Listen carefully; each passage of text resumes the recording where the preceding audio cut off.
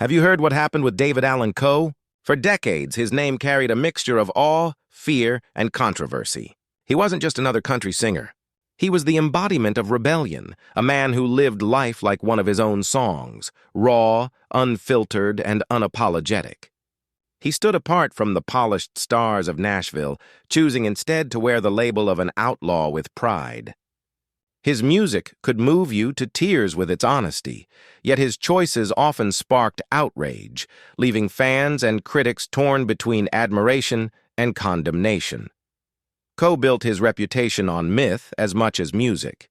He told stories of prison life, survival against impossible odds, and living on the edge with bikers and drifters. Some believed every word, while others dismissed them as exaggerations. But the truth mattered less than the legend he created. That legend carried him into the spotlight, but it also carried the seeds of scandal that would haunt him later. From shocking underground albums filled with explicit and offensive lyrics, to a highly public battle with the IRS that nearly ruined him financially, Coe's life became a storm of brilliance and chaos. Add to that his declining health in later years, and the once unshakable outlaw found himself facing struggles he could no longer outrun. So what really happened to David Allan Coe? How did a man who wrote some of country's most powerful songs become one of its most polarizing figures? Today we're uncovering the story of triumph, controversy, downfall, and legacy that makes him one of the most unforgettable names in music history. David Allan Coe's story begins far from the bright lights of Nashville. Born in Akron, Ohio in 1939, his early years were anything but ordinary. By the time most children were still learning how to navigate the innocence of youth, Coe had already been marked by hardship and instability. He was sent to reform schools as a teenager, constantly at odds with authority figures, and that rebellious streak soon led him to prison. It was behind those walls that much of his outlaw persona was formed. Coe would later tell shocking stories of prison life, including violence, betrayal, and even claims of killing another inmate in self-defense. Whether every detail was true or exaggerated is still debated today. But what cannot be denied is that those years shaped the man he would become. When he finally walked free, Coe turned his focus to music with the same intensity that once fueled his rebellion. Unlike many who dreamed of country stardom, he didn't arrive in Nashville quietly. Instead, he parked a hearse outside the Grand Ole Opry, calling himself the mysterious Rhinestone Cowboy. It was a calculated move, a way of forcing the industry to notice him.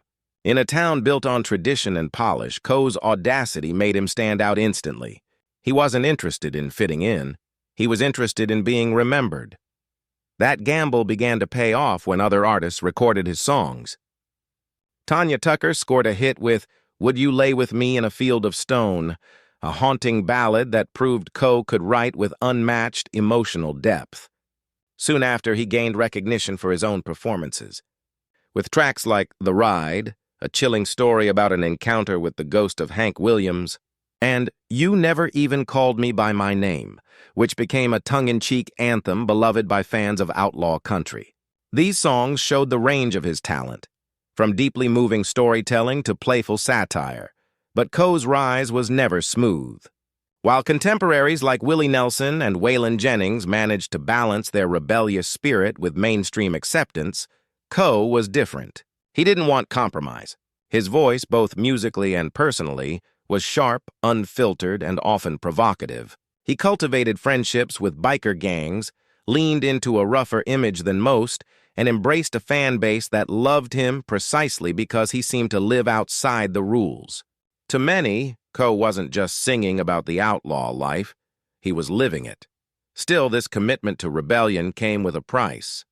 The same qualities that made him fascinating also kept him from achieving the widespread success enjoyed by his peers.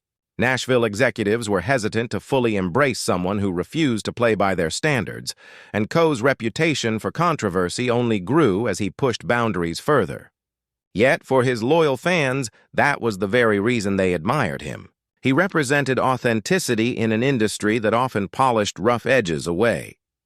By the late 1970s, David Allan Coe had carved out a unique place in country music. He was respected as a songwriter, infamous as a performer, and notorious as a man whose life blurred the lines between myth and reality. But even as his star rose, the seeds of future scandals were already being planted. The outlaw who had fought his way out of prison and into the music world was about to step into controversies that would define him as much as his greatest songs. As David Allan Coe's reputation grew, so did the shadows that followed him.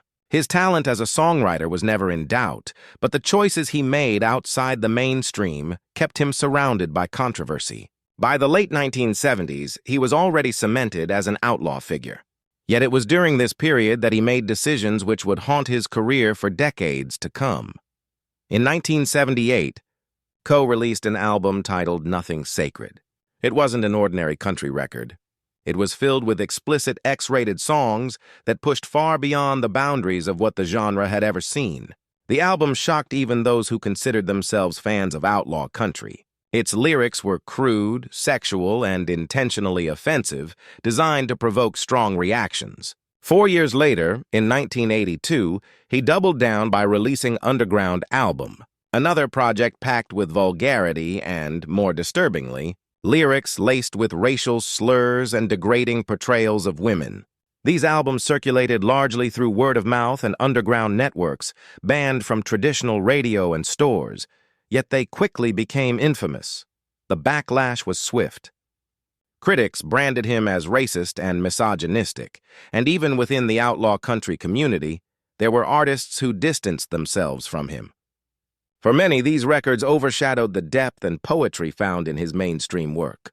Songs like The Ride showed his ability to capture haunting emotion, but the underground albums painted him in a very different light. Fans were torn.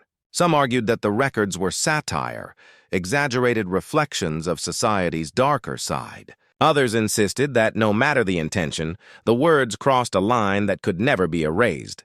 Coe, for his part, always denied being racist or hateful. He pointed out that his longtime drummer was black, and he insisted the albums were meant to mock prejudice, not promote it.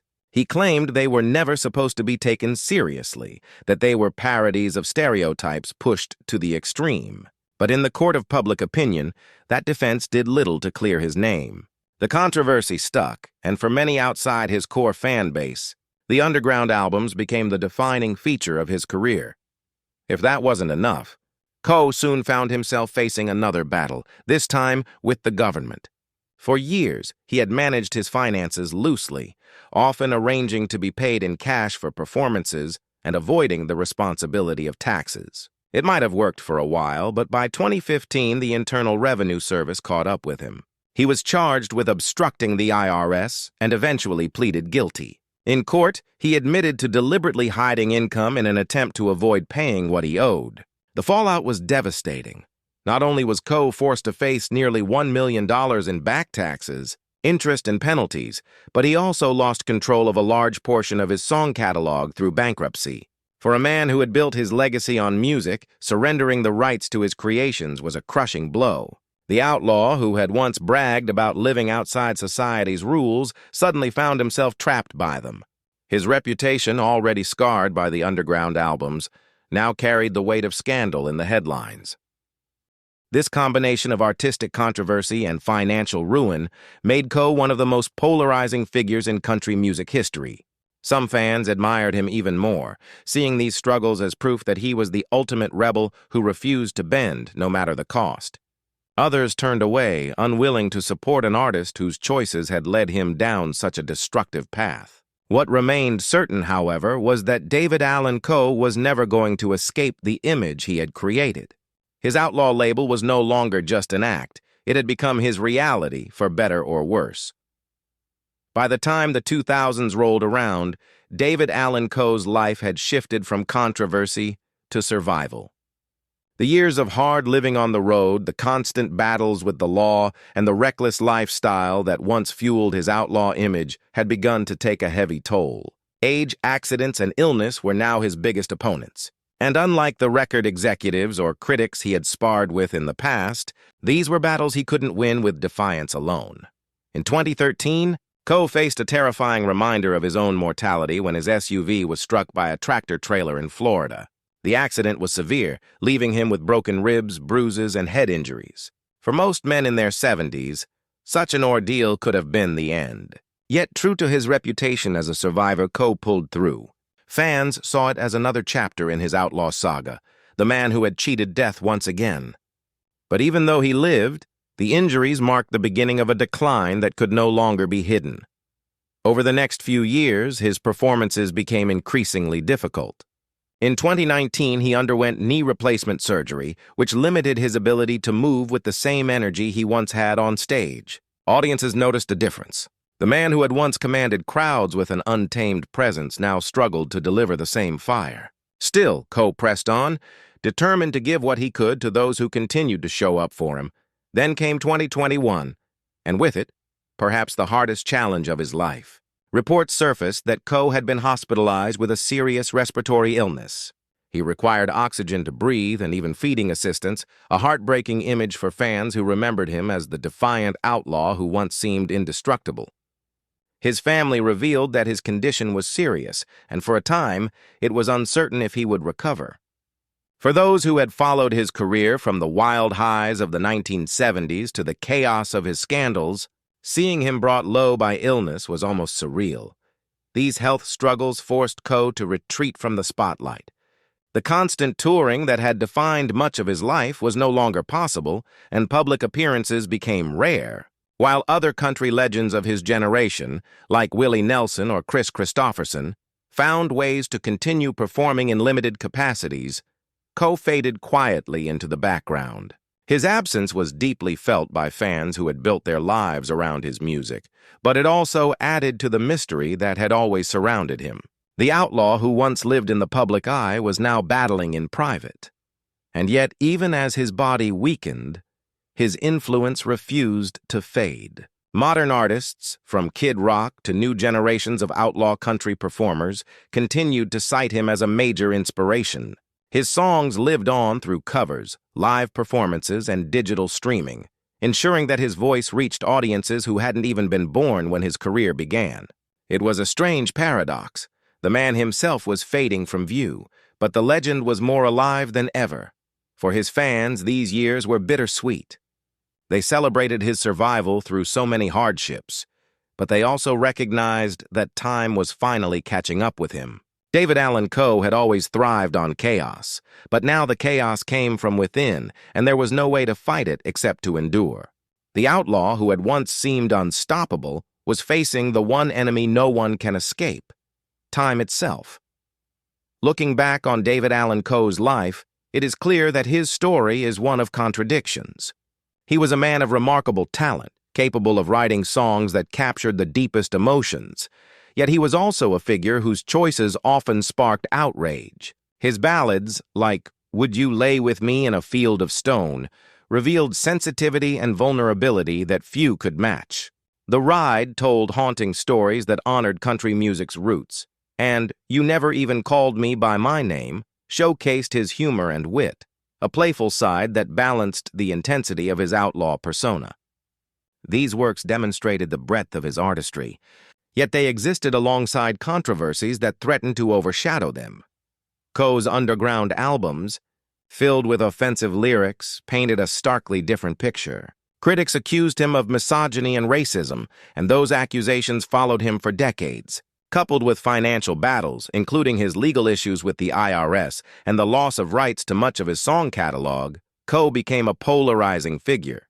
Some admired him for refusing to conform to Nashville's rules, seeing him as a true rebel whose life mirrored the grit of his songs. Others could not overlook the controversies, viewing him as someone whose provocations and choices often crossed lines that should never have been crossed. Yet, perhaps it is this very complexity that makes Allan Coe unforgettable. He refused to simplify his life or music for public consumption. He pushed boundaries, sometimes brilliantly, sometimes recklessly, but always with authenticity. In an industry that often rewards conformity and predictability, Coe chose chaos, and in doing so, created a legacy that no one else could replicate.